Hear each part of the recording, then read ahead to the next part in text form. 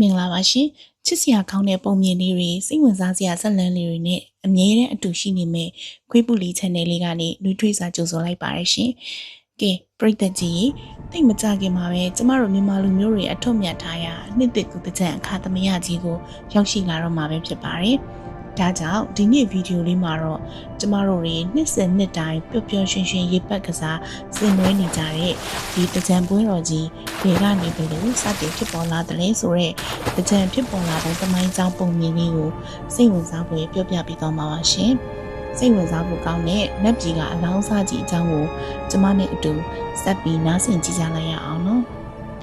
ရှင်းလုံးနေပြီးတော့အခါကနတ်ပြည်6ထပ်ကိုအစိုးရတော့တကူရှင်တခြားမင်းနဲ့မြမပြည်မှဉာဏ်ပညာကြီးမှသောအာဒီမြမမင်းကြီးတို့ရှိကြလေသည်တနေ့တော့အခါသူတို့နှစ်ဦးသည်နေမင်းကြီးကမေယာဒီမှမိတရာဒီတို့ကူပြောင်းမိအချိန်တနည်းအားဖြင့်နှစ်ဟောင်းကုန်ဆုံး၍နှစ်သက်ကူပြောင်းမိတိကျသောအချိန်ကာလကိုတွက်ချက်ရမှအငင်းပွားခဲ့ကြပါသည်အာဒီမြမမင်းကြီးကသူ၏သင်္ချာတွက်ကိန်းသာမှန်ကန်ကြောင်းအခိုင်အမာဆိုပြီးတကြားမင်းကလည်းသူ၏နက္ခတ်ဗီရာတွက်ကိန်းသာမှန်ကန်ကြောင်းညင်းဆိုခဲ့ပါတယ်။ဉာဏ်ပညာမာနပြိုင်ဆိုင်မှုများကြီးမားလာသောအခါ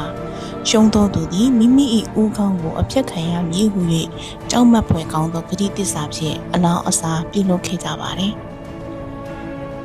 သို့သောတကြားမင်းသည်မိမိ၏တွက်ကိန်းအပေါ်တန်တရားအနှဲငယ်ဝင်လာခဲ့သည်ထို့ကြောင့်အပြေမှန်ကိုစုံစမ်းရန်လူအိုရောင်ဖန်ဆင်းကဣမဝနာတော်တွင်သို့ဆင်းသက်လာခဲ့သည်တစ်ပင်ကြီးတစ်ပင်အောက်တွင်အနားယူနေစဉ်အပေါ်ပိုင်းပြား၌နားခိုနေသောတကိုးရှင်သိမ့်မြတ်မောင်နှင့်ဤစကားကိုကြားလိုက်ရလေသည်တနည်းဖြစ်သူသိမ့်မြတ်မောင်ကမနှက်ပြန်ငါတို့ဘာအစားစားရမှာလဲမေးရာခင်မိုးဖြစ်သူမနှက်ပြန်တကြားမင်းနဲ့ပြမမင်းကြီးတို့အလောင်းစားလုပ်ကြမယ်တကြားမင်းရှုံးပြီးအသက်ခံရရင်တကြားမင်းရဲ့အသားကိုငါတို့စားရမယ်ပြန်ဖြေခဲ့ပါတယ်အဲ့ဒီအခါမှာဇနီးဖြစ်သူကအထီမှန်ကဘာမလို့လဲဆိုပြီးထပ်မေးတဲ့အချိန်မှာ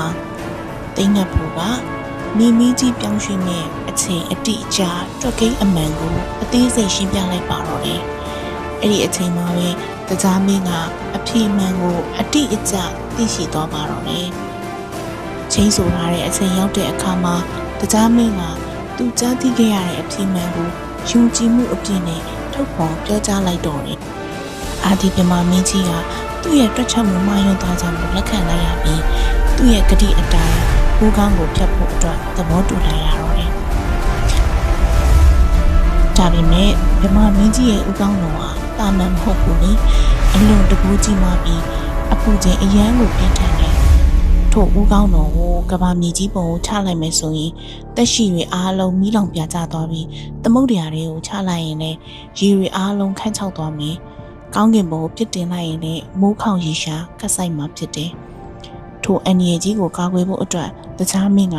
မြမကြီးရဲ့တမီးတော်တွေဖြစ်တဲ့တနင်းကလွေတနင်းလာအင်္ဂါဗုဒ္ဓဟူဇာတာပတိတောက်ကြစနေဆိုပြီးတော့နတ်သမီး9ပါးကိုခေါ်ယူခဲ့တယ်အဲဒီနောက်မှာတော့ဖခင်ရဲ့ဦးခေါင်းတော်ကိုလွတ်ချမသွားစေဖို့အတွက်တစ်နှစ်မှာတပါးစီမိမိတို့ရဲ့သက်ဆိုင်ရာစီးတော်ရင်းတွေကိုစီးနှင်းပြီးတော့အလေးကြကိုင်ဆောင်ဆောက်ရှောက်ဖို့အတွက်တာဝန်ပေးအပ်ခဲ့ပါတော့တယ်နတ်သမီးတစ်ပါးနေပြီးတော့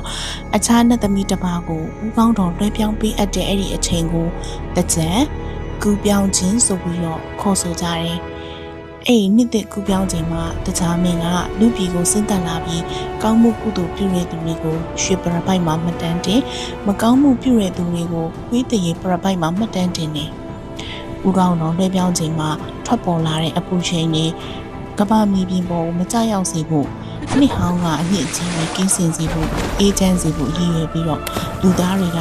ရည်စင်နဲ့ပတ်ချမ်းကြရာနေပြီးတော့မြန်မာတွေရဲ့ဒလိယူရတကြံရည်တပင်ပွဲတော်ကြီးဖြစ်ပေါ်လာခဲ့ပါတော့တယ်။ကဲ